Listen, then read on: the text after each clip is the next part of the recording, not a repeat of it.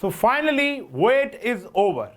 जिस चीज का आप लोग सबसे बेसब्री से इंतजार कर रहे थे और जो आप कमेंट में आप लोगों ने रिक्वेस्ट की, मतलब लाइन लगा रखी थी कि सर 11 स्टार्ट करो, 11 का कोर्स स्टार्ट करो, तो बेटा फाइनली वेट इज ओवर। अब आज से आपके लेक्चर स्टार्ट हो गए हैं। बीएसटी का लेक्चर ऑलरेडी आ चुका है, हर एक फैकल्टी अब आपके साथ है। 11th के लेक्चर शुरू हो गए हैं। मैं उशांग घई अकाउंट्स का एडुकेटर आपको पढ़ाऊंगा अकाउंटेंसी, और आज से आपकी एक नई बिगिनिंग शुरुआत हो रही है, क्योंकि भैया बहुत ही फ्रेश चैप्टर है, बहुत ही फ्रेश सब्जेक्ट हमारा अकाउंटेंसी है। और मतलब इतना ऐसा फ्रेश सब्जेक्ट हमने कभी पढ़ा ही नहीं। मतलब हम पिछले 10 सालों से वही घिसे पिटे सब्जेक्ट पढ़ रहे थे। घिसे पिटे नहीं है, वेरी इंपॉर्टेंट सब्जेक्ट, लेकिन वही पढ़ते आ रहे। मैथ्स हर साल चल रही है, इंग्लिश हर साल चल रही है, एसएसटी हर साल चल रही है। अब एसएसटी यहाँ पर आके इकोनॉमिक्स का रूप ले चुकी है। कहीं ना कहीं फ़र्क है, लेकिन कहीं ना कहीं हमें इनका ऑलरेडी ज्ञान कहीं ना कहीं है।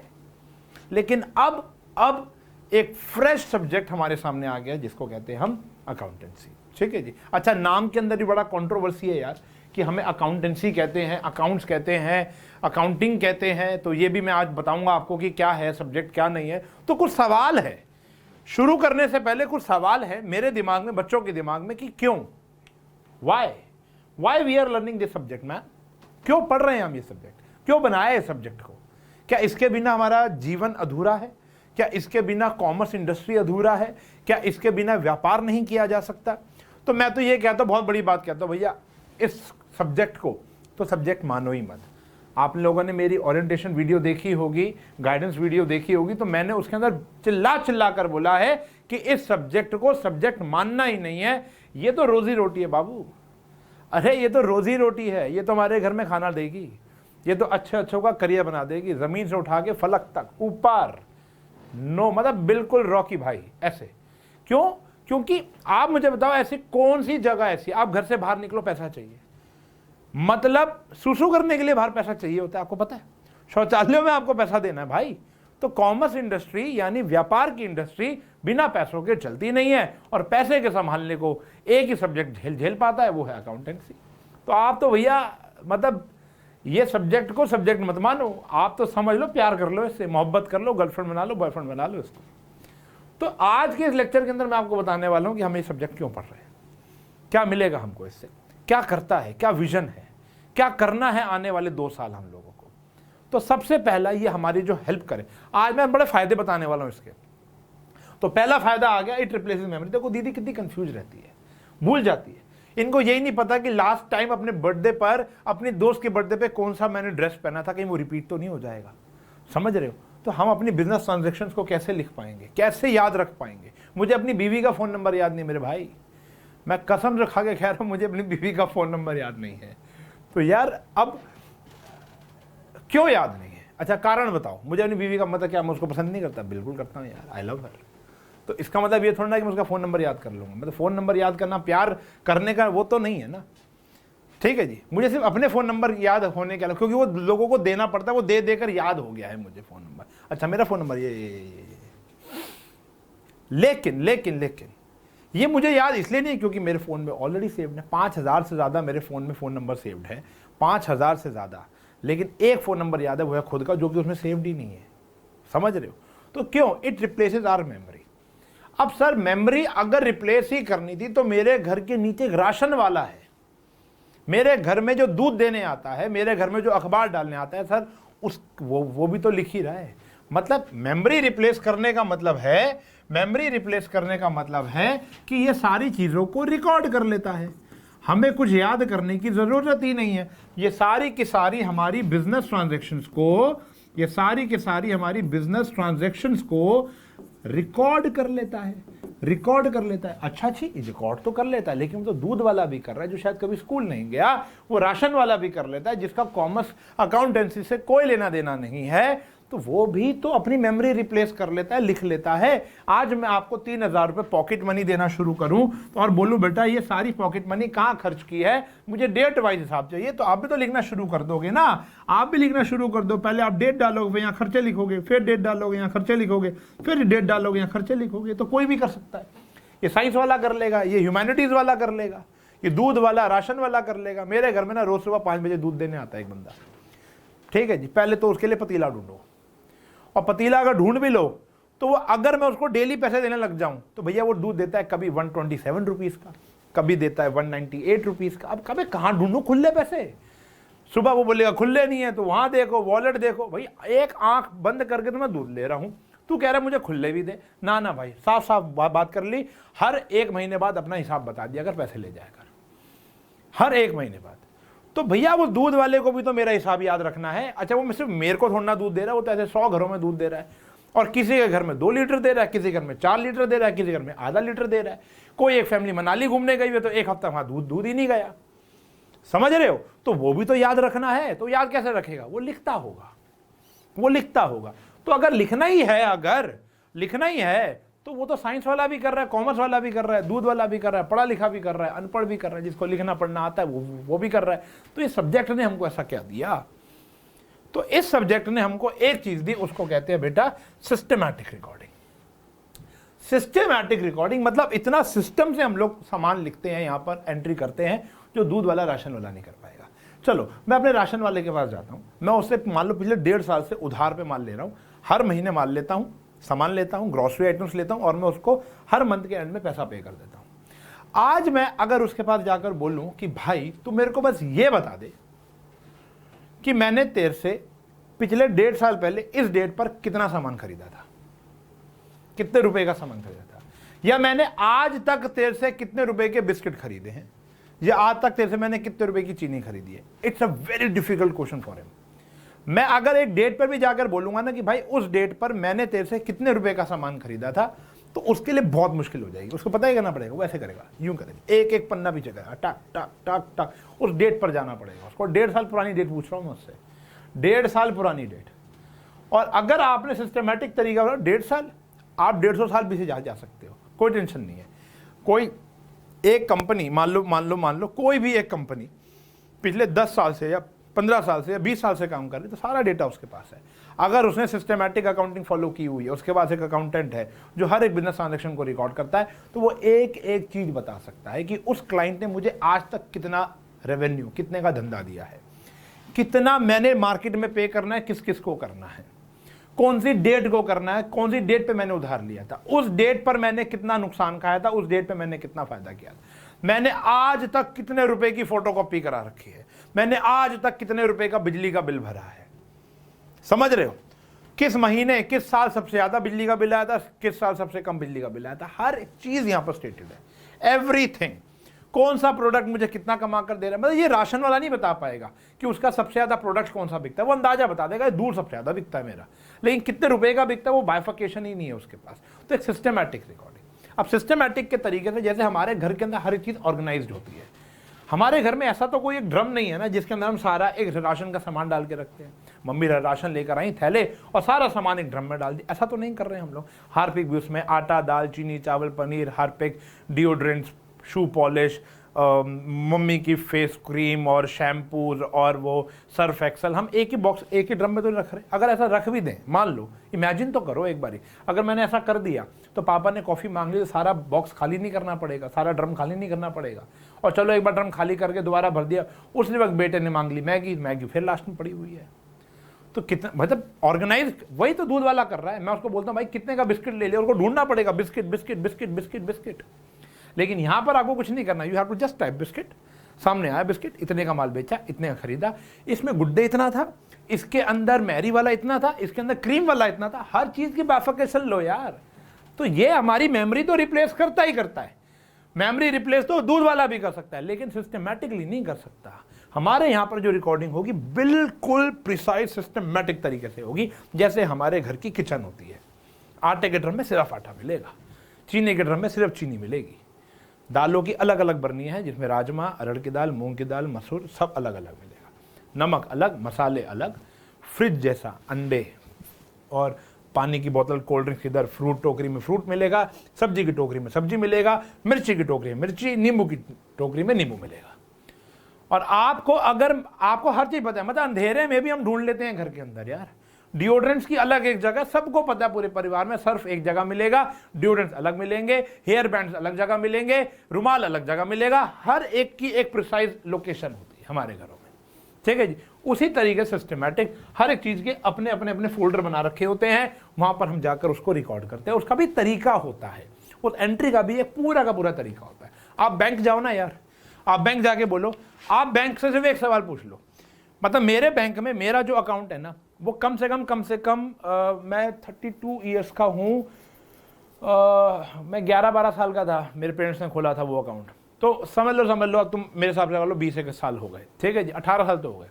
तो 18 साल पुराना जो मेरा अकाउंट है, मैं वहाँ जाके आज क्वेश्चन करूँ कि मैंने 18 साल में कितना पैसा जमा कराया है, मेरे अकाउंट में कितना पैसा आया है, वो 5 मिनट भी नहीं लगेंगे, 5 मिनट में सिर्फ टक टक टक करना है, डेट डालनी, फ्रॉम टू दिस, सारा अमाउंट बाहर। सिस्टमैटिक रिकॉर्डिंग करता है ना बैंक, इसलिए तो ऐसा होता है। समझ में आया? रिप्लेस मेमोरी करेगा, सिस्टमैटिक रिकॉर्डिंग करेगा, कैलकुलेशन ऑफ प्रॉफिट लॉस। अरे वो दूध वाला भी कर रहा है यार, क्या दूध वाला नहीं कर रहा होगा? बिल्कुल कर रहा होगा, लेकिन उसका जो प्रॉफिट लॉस होगा वो इतना प्रिसाइज नहीं होगा, उसकी विजन इतनी बारीक नहीं होगी जो एक कॉमर्स स्टूडेंट की होती है। चलो हम एक आलू वाले से पूछते हैं भाई कितना कमा लेता है, ठीक है जी। अब एक आलू वाला कितना पैसा कमा रहा है मैं आपको बताता हूँ। वो क्या सोचता है, उसके मन में फॉर्मूला वही है, बच्चों के मन में, साइंस वाले के मन में क्या फॉर्मूला चल रहा है कि भैया SP - CP = प्रॉफिट, जो कि गलत नहीं है, लेकिन ये एक्चुअल प्रॉफिट नहीं है, ये सही प्रॉफिट नहीं है। अभी बहुत सारी चीज़ें ऐसी हैं जो सिर्फ एक कॉमर्स की आंख ही देख सकती है, जैसे कि कार्टेज। जैसे अब कॉमर्स वाला ये, साइंस वाला ये सोच रहा होगा भैया 2 रुपये किलो आलू खरीदो और 5 रुपये दो, 3 रुपये मुनाफा, जबकि 3 रुपये मुनाफा नहीं है, क्योंकि जब आप 2 रुपये किलो आलू खरीदने जाओगे तो उसमें खरीदने के भी कुछ खर्चे होंगे और बेचने के भी कुछ खर्चे होंगे। बेचने का भी खर्चा है और खरीदने का भी खर्चा है, कार्टेज हो गया, एडवर्टीजमेंट हो गई, रेडी हो गई, डेप्रिसिएशन। अब कुछ ऐसे शब्द हैं जो आपको पल्ले भी नहीं पड़ रहे, वो बात करेंगे हम लोग, ठीक है जी। तो मतलब प्रॉफिट निकालना हर एक चीज का हक होता है। एक एंटरप्रेन्योर सुबह आता है अपने घर से, रात को इतनी हसल करता है, इतनी हसल करता है, क्या उसका जानने का हक नहीं कि वो प्रॉफिट या लॉस में है? और अगर वो प्रॉफिट या लॉस में है तो वो प्रॉफिट करेक्ट है या नहीं है? तो करेक्ट भी तो होना चाहिए ताकि वो फ्यूचर डिसीजन ले पाए। तो कहीं ना कहीं अकाउंटेंसी यानी अकाउंट, ये जो सब्जेक्ट है, ये हमको एग्जैक्ट प्रॉफिट लॉस कैलकुलेट करने में मदद करता है। और सरकार भी तो हमारे पास आके बोलती है ना भैया टैक्स दो। भाई अब सरकार हमको कहती है अपनी इनकम पे टैक्स दो। अब मेरे को मेरी इनकम ही नहीं पता तो मैं अपना टैक्स कैसे दूंगा? एक सैलरीड एम्प्लॉयड बता सकता है कि भैया मेरी इनकम इतनी है, सैलरीड एम्प्लॉयड बता सकता है कि भैया इतना मुझे मिलता है, लेकिन एक एंटरप्रेन्योर, एक बिजनेसमैन, एक सोल प्रोप्राइटर कैसे बताएगा कि मेरी इनकम कितनी है? तो उसके लिए तो उसको कैलकुलेट करना पड़ेगा ना। और अगर वो वर्बली बताएगा भैया 2000 लीटर दूध बेचा था, इतने रुपए का दूध पड़ता है, इतने रुपए प्रॉफिट, हर लीटर दूध के अंदर 5 रुपए कमा लेता हूं, थोड़े छोटे मोटे खर्चे निकाल लो, तो प्रॉफिट आप एग्जैक्ट तो नहीं बता पा रहे ना। अगर प्रॉफिट एग्जैक्ट नहीं है तो टैक्स कैसे एग्जैक्ट होगा? पंगे है ना। तो अगर आपको टैक्स देना है, सही से टैक्स देना है, सही से टैक्स कैलकुलेट करना है, तो आपको इनकम भी तो सही से कैलकुलेट करनी पड़ेगी। और वो कौन करके दे रहा है बेटा? अकाउंटेंसी। मान लो। फिर आता है फाइनेंशियल स्टेटस। अच्छा, मैं लखपति हूँ, मैं करोड़पति हूँ, या मैं सिर्फ पति हूँ, ये कैसे पता चलेगा? चलो पति तो मैं हूँ, मैं लखपति हूँ या मैं करोड़पति हूँ या मैं अरबपति हूँ, मेरी औकात कितनी है, मेरा फाइनेंशियल स्टेटस कितना है, ये कैसे पता चलेगा? देखो, किसी इंसान का फाइनेंशियल स्टेटस उसके माथे पर नहीं लिखा होता। यूजुअली जो सबसे खराब कपड़ों में होता है ना, वो सबसे ज़्यादा अमीर होता है, ठीक है जी। ऐसा मेरा एक इमेज सी बन चुकी है, जज तो करना ही बंद कर दो भाई। आज से सबसे पहले तो कपड़ों को और उसकी जिस चीज में वो घूम रहा है, जिस घर में वो रह रहा है, उसको देख के तो जज करना भूलो। वो एक स्कूटी वाले के घर में 3200 पता नहीं कितने करोड़ रुपए निकले थे भाई, वो पाइपों में पैसा घुसेड़ रखा था उसने, ठीक है जी। तो वो छोड़ देते हैं। तो कहानी यहाँ पर यह है कि फाइनेंशियल स्टेटस, मैं बैंक जाता हूँ, मैंने कहा मुझे लोन दे दो। मैं बैंक गया, मैंने कहा please give me loan. Bank क्या बोलेगी? बहुत अच्छा, आपने टाई पहनी हुई, आप सूट पहन के आए तो आप अच्छे इंसान हो गए, आप अमीर इंसान हो गए, आपको दे देंगे हम लोन। Answer is no.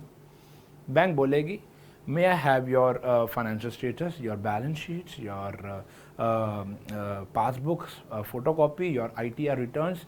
मतलब in short they are asking, भाई पहले अपनी औकात तो बता, तेरी औकात कितनी है, तू ले तो रहा है, दे पाएगा कि नहीं दे पाएगा? फाइनेंशियल स्टेटस कैसे रिप्रेजेंट करोगे यार? अगर मैं बोल रहा हूँ कि मैं करोड़पति हूँ तो मान लोगे क्या? ऐसे तो कोई भी बोल देगा मैं करोड़पति हूँ, मुझे लोन दे दो, ऐसा तो नहीं मिलेगा ना। तो कहीं ना कहीं फाइनेंशियल स्टेटस दिखाना भी पड़ता है। अब वो सिर्फ कपड़ों से नहीं दिखता, वो गाड़ी से नहीं दिखता, वो घर से नहीं दिखता, वो दिखता है आपकी फाइनेंशियल स्टेटस, हमारी बुक्स ऑफ अकाउंट से। हमें कैसे पता चलता है कि हमारा जो बिजनेस है वो फाइनेंशियली स्टेबल है या नहीं है, कहीं वो बैंकरप्ट तो नहीं होने वाला। श्रीलंका का कितना बुरा हाल है, समझ रहे हो? वो कैसे पता चलता है श्रीलंका का बुरा हाल है? वो बुक्स ऑफ अकाउंट्स बताते हैं, वो हमारी अकाउंटिंग बताती है कि हमारा बुरा हाल है। अकाउंटिंग बताती है कि हम कितना सर्वाइव कर पाएंगे, कितना धन हमारे पास पड़ा हुआ है कि हम अगर कोई प्रॉफिट ना कमाए तो कितना धन, कितना बिजनेस हम चला पाएंगे। मोस्टली स्टार्टअप स्टार्टिंग के अंदर पैसा नहीं कमाते हैं। बहुत सारे स्टार्टअप 10-10 साल पैसा नहीं कमाते, यकीन मानो इन्वेस्टर के फेंके हुए पैसों पे चलते हैं वो।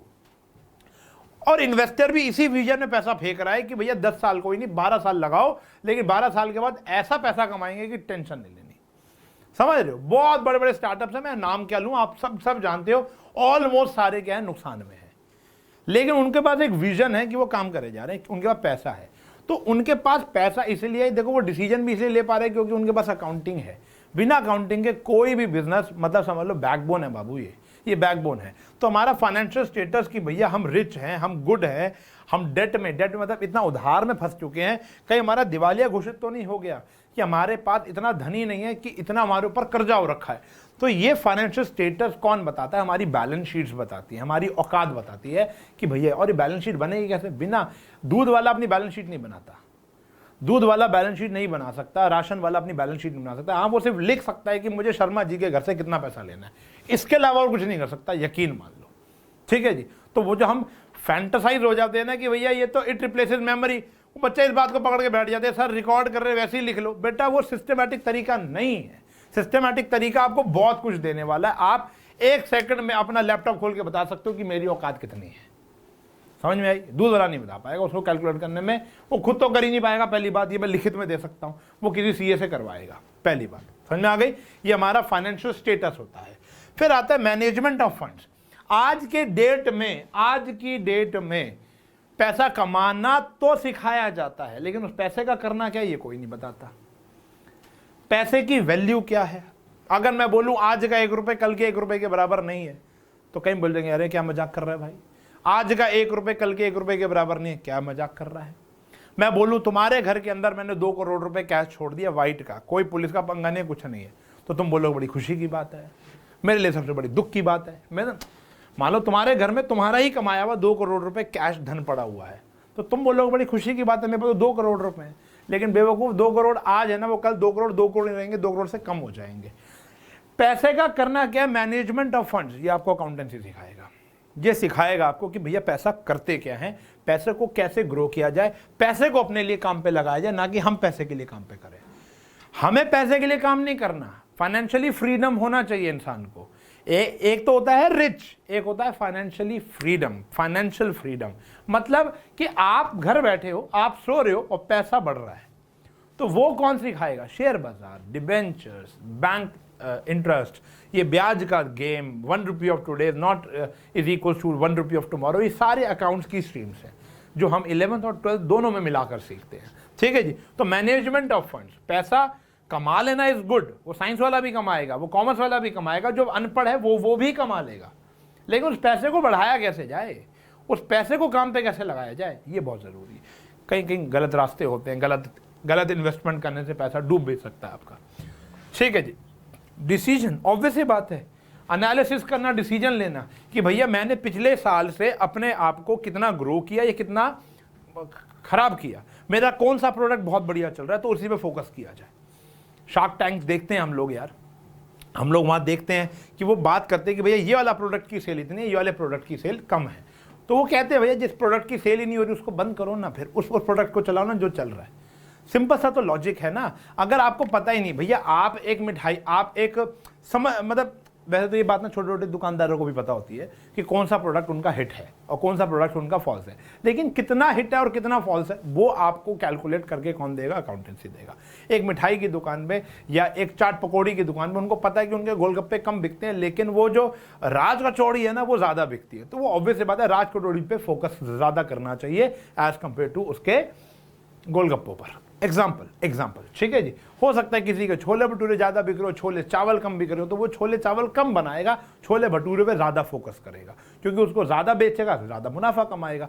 ये बात छोटी सी है, लेकिन इस बात को हम और डेप्थ में कब जाएंगे, जब हम अकाउंटेंसी सीख लेंगे। हम जानेंगे कि भैया वो वाला प्रोडक्ट मेरे लिए बेस्ट। तो ये एनालिसिस और डिसीजन कैसे मिलेगा, जब तक मेरे पास कोई डेटा ही नहीं होगा मैं कैसे एनालिसिस करूँगा। अब कौन सा बढ़िया क्या कहते हैं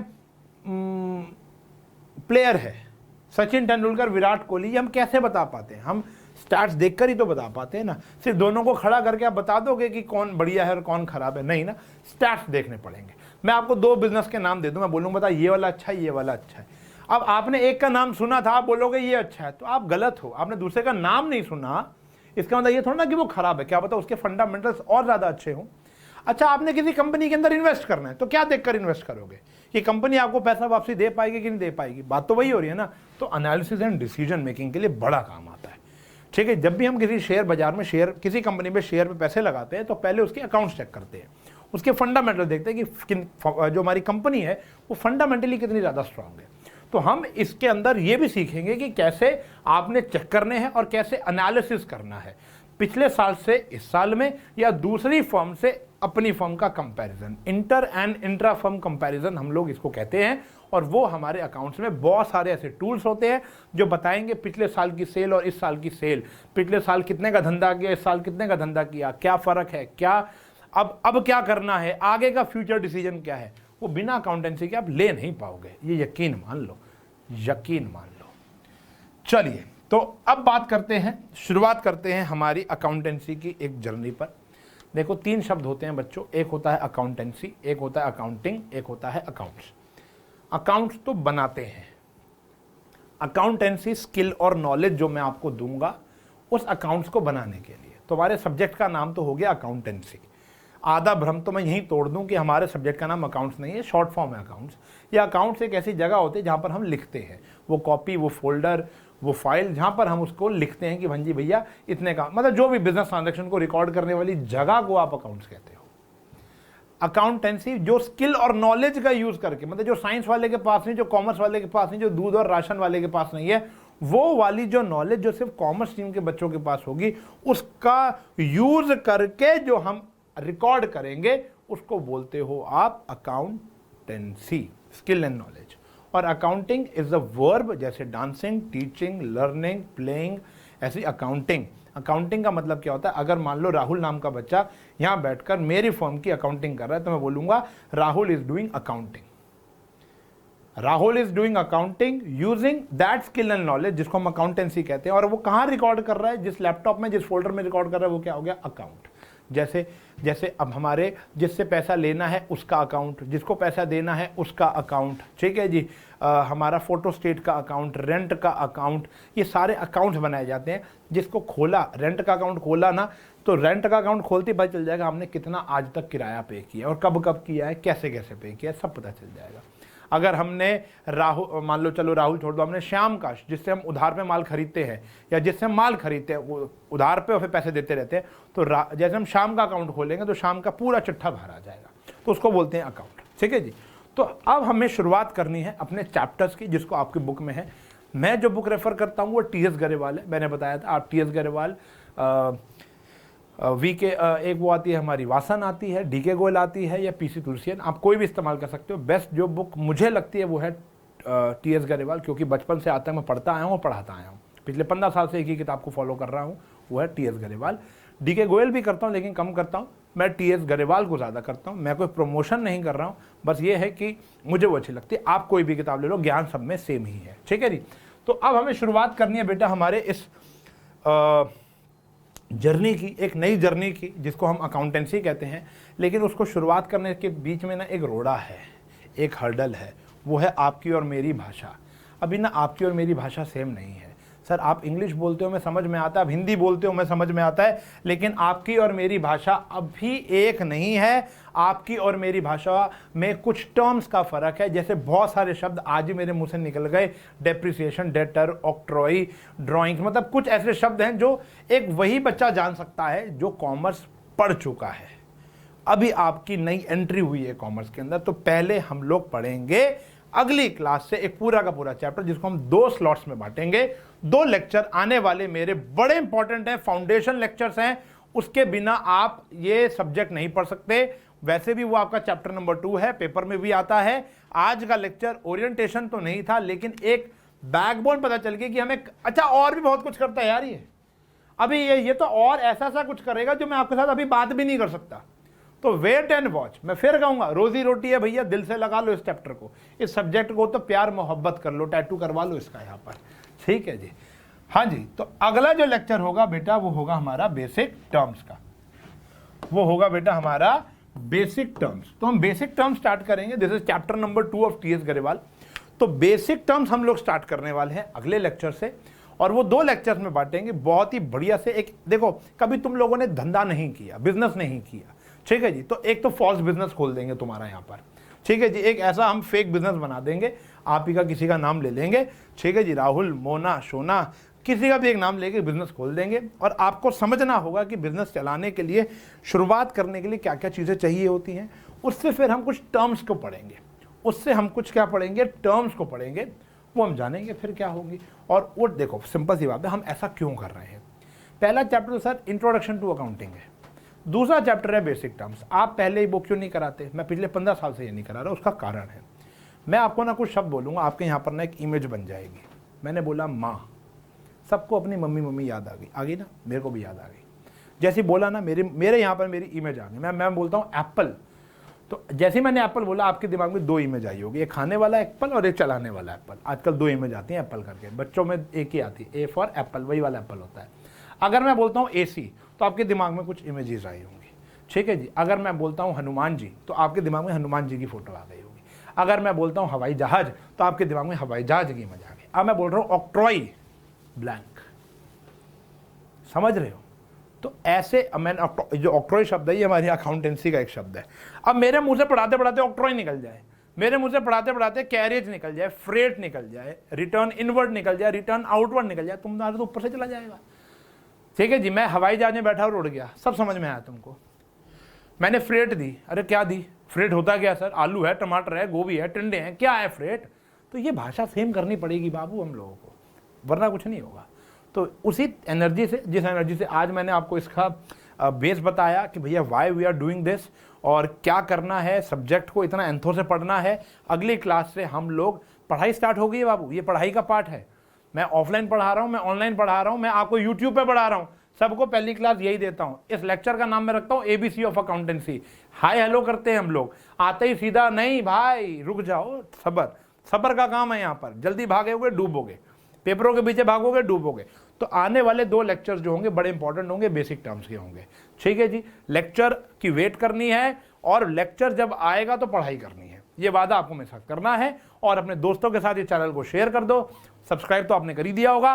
और मिलेंगे आपके साथ अगले लेक्चर में जिसका नाम है बेसिक टर्म्स। तब तक के लिए bye bye, take care, have a nice day.